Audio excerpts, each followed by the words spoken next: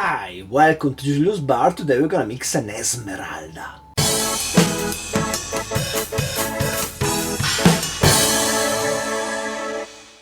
So the Esmeralda is a drink created by Ben Sandroff at Drink in Boston, USA, and that's about it.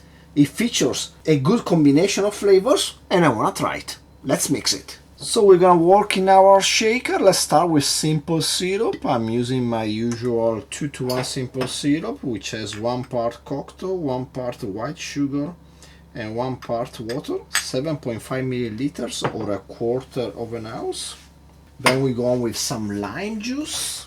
We are gonna need 15 milliliters of lime juice, and I'm squeezing it into this Miffy container. I don't know if Miffy is popular in your country, but it's really popular in Japan.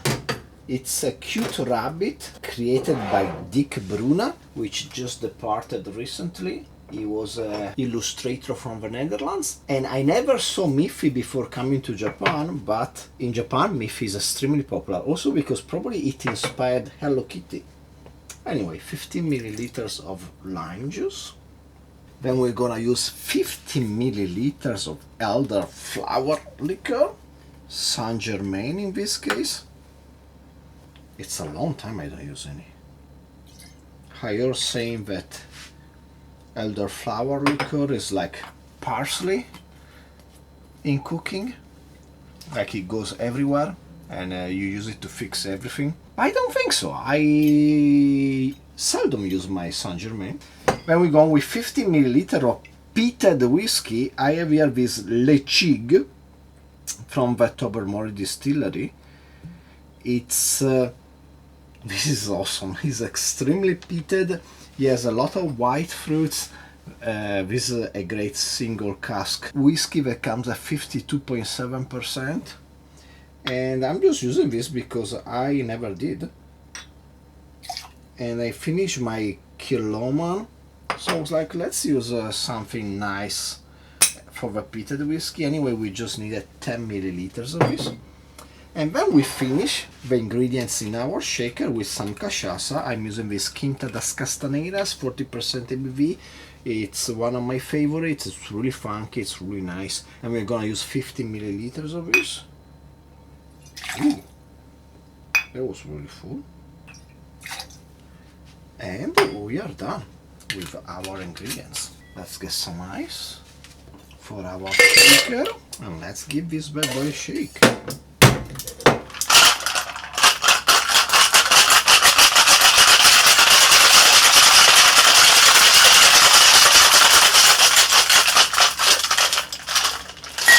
Let's double strain our chilled coupe.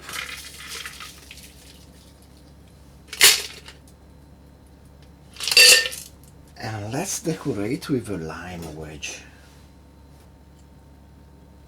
And there you go, an Esmeralda cocktail. Cheers.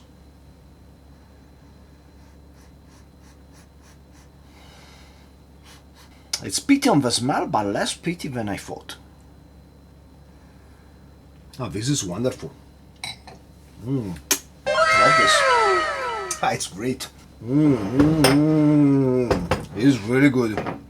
Love the interaction with the Cachaça, the elderflower liqueur, and the peated whiskey. It's nice. Well, perfect proportion.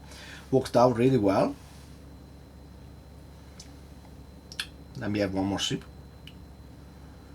The lime brings everything together, taming down the sweetness of the elderflower and the simple syrup. Yeah, you have to like something funky and peaty. It's funky and peaty, and so I don't think it's for everyone, but if you like funky adventures, this is really good. I like it. So if you enjoyed the video, please like, subscribe, comment down below, share with anybody you like and don't like.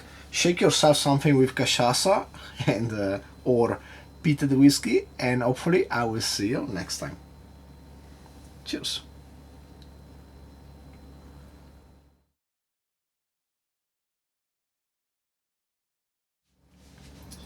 So Esmeralda is the main female character in The Hunchback of Notre Dame, but guess what? If I've seen The Hunchback of Notre Dame by Walt Disney, I don't remember anything about it. It was so many years ago. No, now I remember. Wait, let me check the date. Exactly, 1996.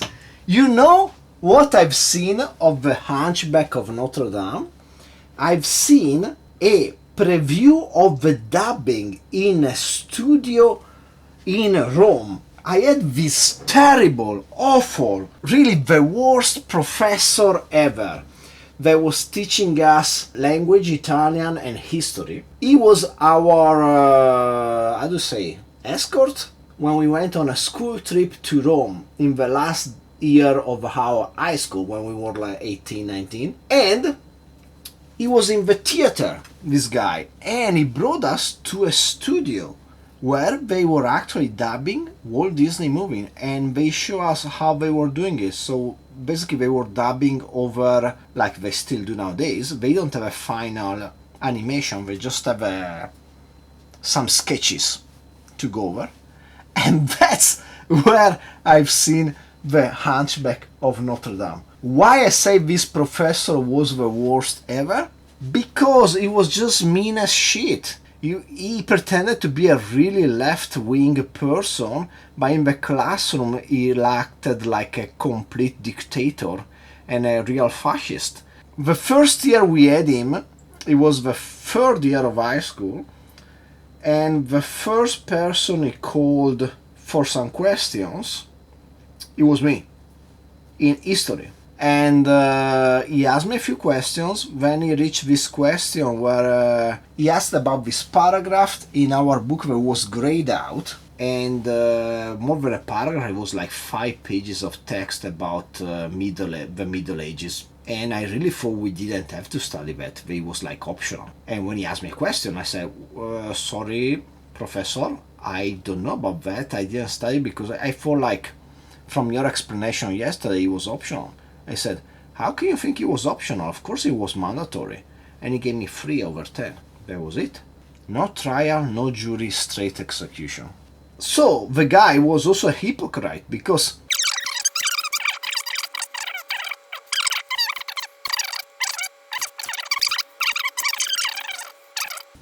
and he was also pretending to be a big fan of Lars von Trier, which kind of like, come on. Anyway, so he was the fucking worst. But he's still around. If I meet him at the next high school reunion, I am not gonna tell him anything because he's a good hang when he's drunk. It's fine. It was 30 years ago. I don't care anymore. I stopped having nightmares about him just 15 years ago, so I'm fine.